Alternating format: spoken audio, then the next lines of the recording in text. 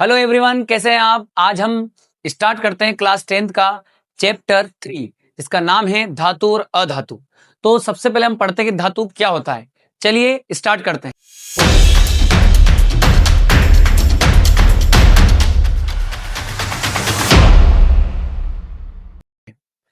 तो देखिए कि धातु क्या होता है। धातु जो चमकीली होती है, धातु जो कठोर होती है, धातु जो आघात वर्धनीयता होती है, और सबसे ज्यादा आघात वर्धनीयता किसमें होती है? सोने में।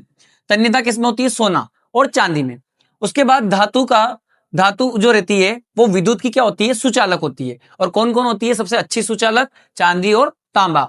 ये आपके क्वेश्चंस पूछे जाते हैं बोर्ड में। उसके बाद ताप पर द्रव अवस्था में कौन रहती है? तो ताप पर द्रव अवस्था में मरकरी और पारा रहता है। उसके बाद चाकू से काटने पर कौन सी धातु आसानी से काटी जा सकती है? तो सोडियम और पोटेशियम। उसके बाद अधातु क्या होता है? अधातु इसका ऑपोजिट है कि चमकीली नहीं होती है, नर्म होती है, आघात वर्तिता नहीं होती है, तन्यता नहीं होती है और विद्युत की कुचालक होती है। गलनांक कतनांक निम्न होता है।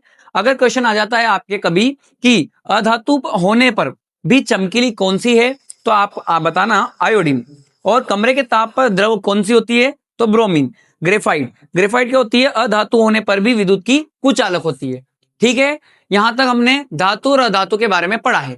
अब इसके बाद हम पढ़ने वाले हैं कि धातु की अभिक्रियाएं हम अलग अलग से करवाते हैं तो क्या क्या बनता है।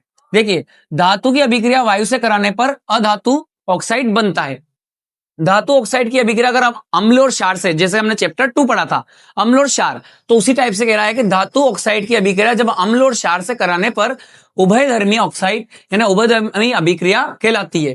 सोडियम और पोटेशियम को केरोसिन में डुबा के क्यों रखा जाता है? यह आपके क्वेश्चन है बुक में, तो इससे पूछा जाता है। तो आप इसे लिख सकते हैं कि सोडियम और पोटेशियम को केरोसिन में डुबोकर इसलिए रखा जाता है क्योंकि अधिक क्रियाशील धातु होती है, जबकि ठंडे जल से अभिक्रिया करते हैं। ये किससे अभिक्रिया करते हैं? यानी ठंडे जल से अभिक्रिया करते हैं।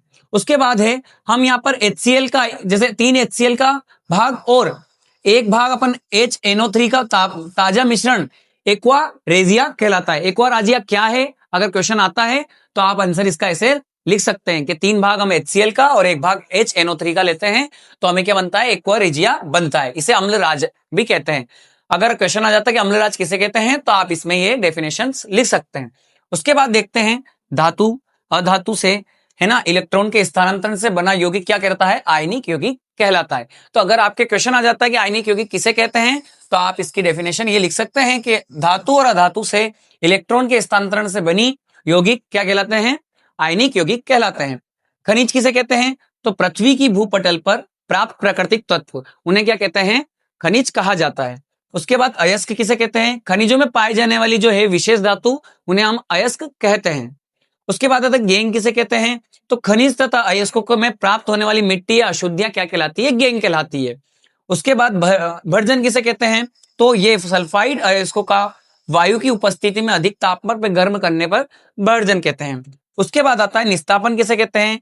कार्बोनेट अयस्क का वायु की अल्प मात्रा में अधिक तापमान पर गर्म करना क्या कहलाता है? निस्तापन कहलाता है। यशद लेपन किसे कहते हैं? तो आप ध्यान रखना, यशद लेपन और जस्तीकरण, है ना, और एक ग्लेविनीकरण, ये लोहे या इस्पात की जंग को सुरक्षित करने के लिए, यानी लोहे पर अगर जंग लग जाती है उनको सुरक्षित करने के लिए यशद लेपन किया जाता है। उसके बाद अमलगम किसे कहते हैं? तो पारा और धातु के मिक्स जो जुड़ते हैं, बनते हैं इनसे, उसे हम क्या कहते हैं? अमलगम कहते हैं। पीतल ये काय से बनकर बनता है? कॉपर और जस्ता से। कांसा काय से मिलता रहता है? कॉपर और टीन से। और सोल्डर ये सीसा और टीन से बनता है। यह आपका शॉर्ट नोट्स है, आप इसके स्क्रीनशॉट ले सकते हैं। और अगर आपको इसके पूरे नोट्स चाहिए तो आप हमारे टेलीग्राम चैनल पर जाकर डाउनलोड कर सकते हैं। तो हमें फॉलो कीजिए, हमें सब्सक्राइब कीजिए। धन्यवाद।